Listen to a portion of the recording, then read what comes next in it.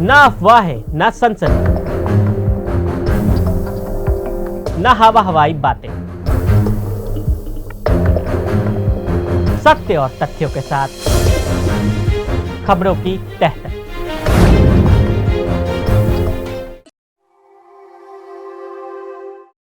हिंदू, मुस्लिम, सिख, ईसाई पर यूसीसी के आने से क्या पड़ेगा प्रभाव? मुसलमान क्यों सबसे ज्यादा कर रहे हैं विरोध? समान नागरिक संहिता यानी यूसीसी के निर्माण की वकालत कर रहे प्रधानमंत्री नरेंद्र मोदी ने एक बार फिर धर्मों के बीच बहस के द्वार खोल दिए हैं।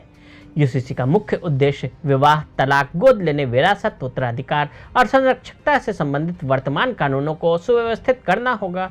यदि यूसीसी लागू किया जाता है तो यह विवाह के लिए न्यूनतम कानूनी उम्र तय करने, द्विविवाह विवाह को खत्म करने और अंतर धार्मिक विवाह से जुड़े मुद्दों को हल करने में सक्षम होगा।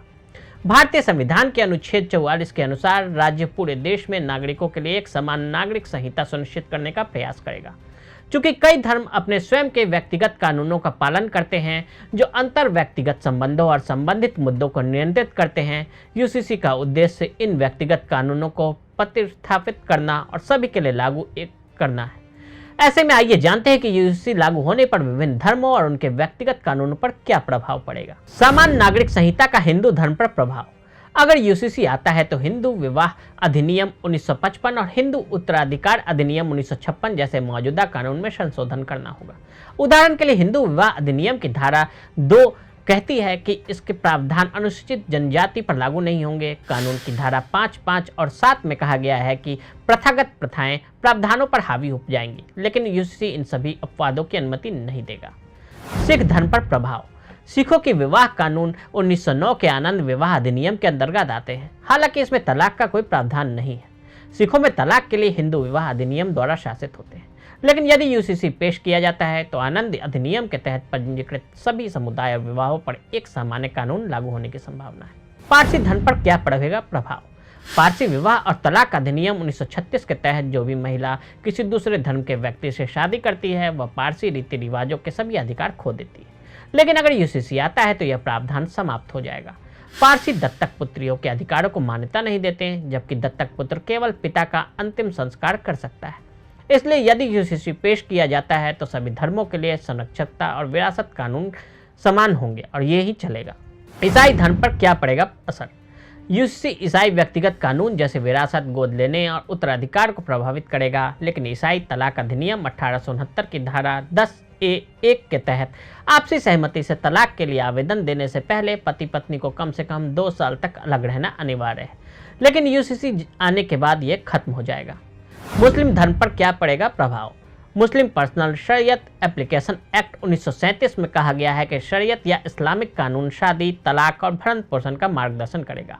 अगर यूसीसी आता है तो शरीयत कानून के तहत शादी की न्यूनतम उम्र बदल जाएगी और बहुविवाह को खत्म किया जा सकेगा।